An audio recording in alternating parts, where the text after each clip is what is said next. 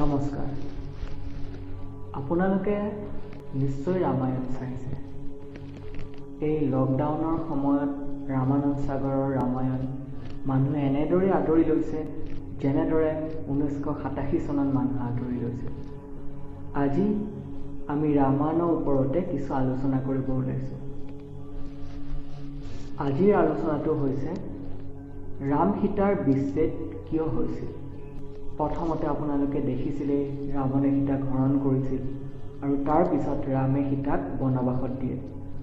কিন্তু এই বিচ্ছেদৰ আঁৰৰ ৰহস্য কি? এই ক্ষেত্ৰত মই দুই ধৰণে আলোচনা কৰিব লৈছোঁ।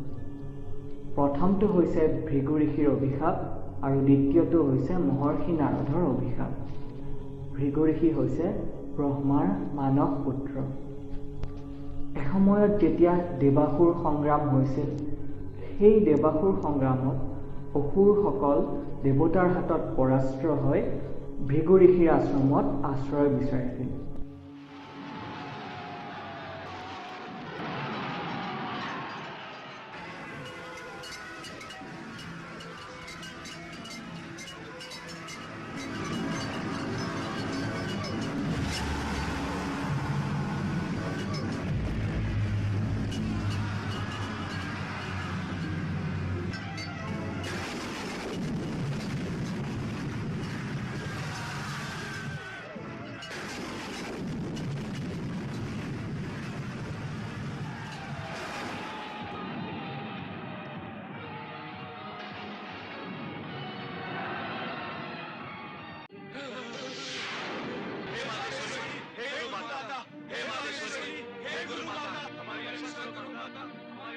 शांत हो जाओ। সেই সময়ত ভৃগু ঋষি আশ্ৰমত নাছিলে, আশ্ৰমত কেৱল তেওঁৰ পত্নীহে আছিল। সেই সময়ত তেওঁৰ পত্নীয়ে অসুৰক থাকিবৰ কাৰণে আশ্ৰয় দিলে। যিহেতু অসুৰে আশ্ৰয় বিচাৰি আহিছিল, সেইবাবে ভৃগু ঋষিৰ পত্নীয়ে সিহঁতক আশ্ৰয় দিবলৈ বাধ্য হ'ল। निर्भय होकर आश्रम में आ जाओ वत्स। ये भृगु ऋषि का आश्रम सबके लिए खुला है। अहिंसा के इस मंदिर में हिंसा करने का कोई साहस नहीं कर सकता।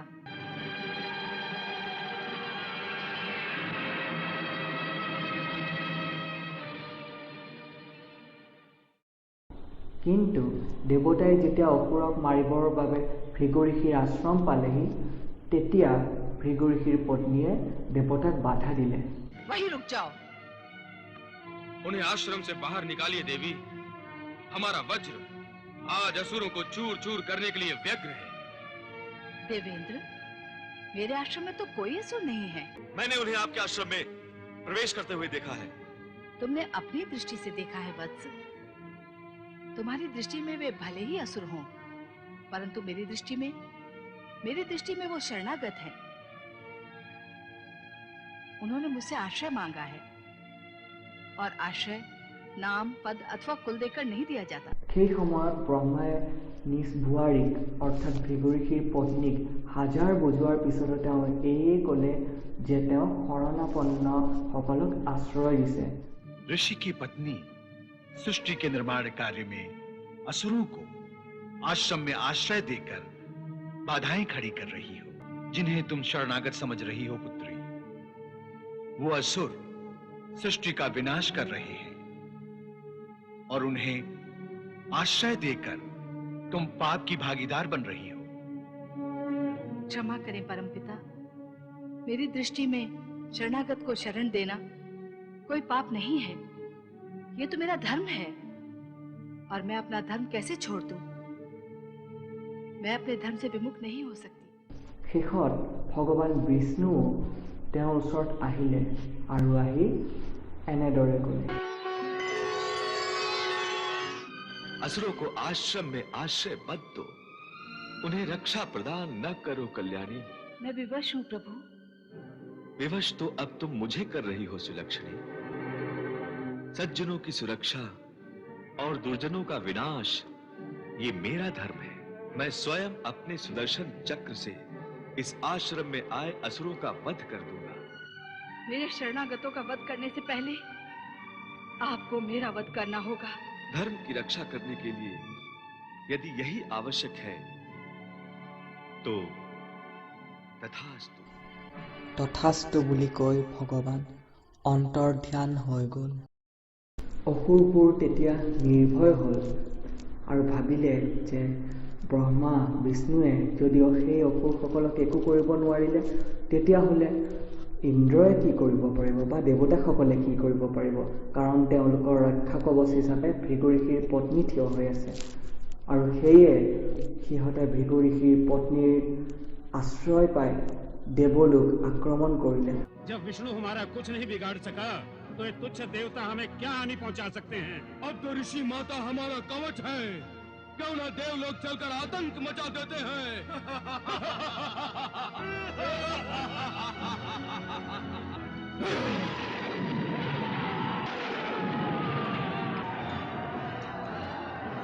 हे देवेंद्र हमारी रक्षा करो। आज ये तीनों जीवित नहीं रहेंगे, चलो।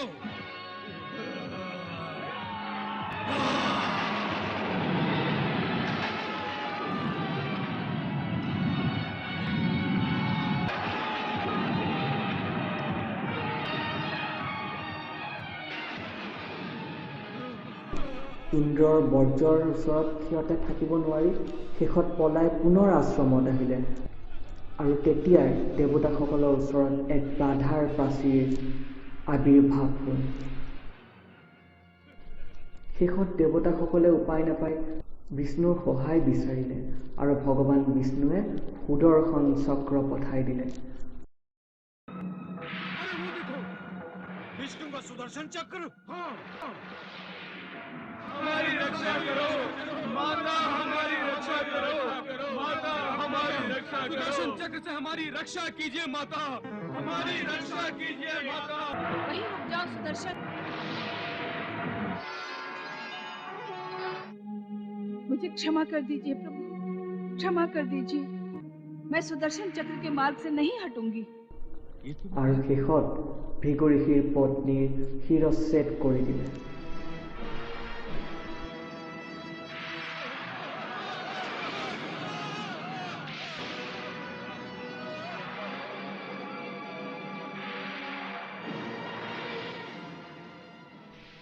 সেই সময়তে এটি অসুৰ বাচি গ'ল আৰু সেই অসুৰটোৱে এক মুনিৰ ৰূপ ধৰি ভৃগুৰ পুত্ৰ শুক্ৰাচাৰ্যক ক'লে যে বিষ্ণুৱে ভৃগু ঋষিৰ পত্নীক হত্যা কৰিলে। আৰু তেতিয়া শুক্ৰাচাৰ্যই খঙতে পিতৃৰ ওচৰলৈ গৈ সকলো কথা ক'লে। আৰু অৱশেষত ভৃগু ঋষিয়ে ভগৱান বিষ্ণুক অভিশাপ দিলে যে जनार्दन, मेरी पत्नी वध के योग्य नहीं थी, परंतु आपने क्रोध के वशीभूत होकर उसका वध किया है। इसलिए आपको भी मृत्यु लोक में जन्म लेना पड़ेगा और वहां बहुत वर्षों तक पत्नी वियोग का दुख सहना पड़ेगा। এয়ে হ'ল ৰাম সীতা বিচ্ছেদৰ আঁৰৰ এটি কাহিনী।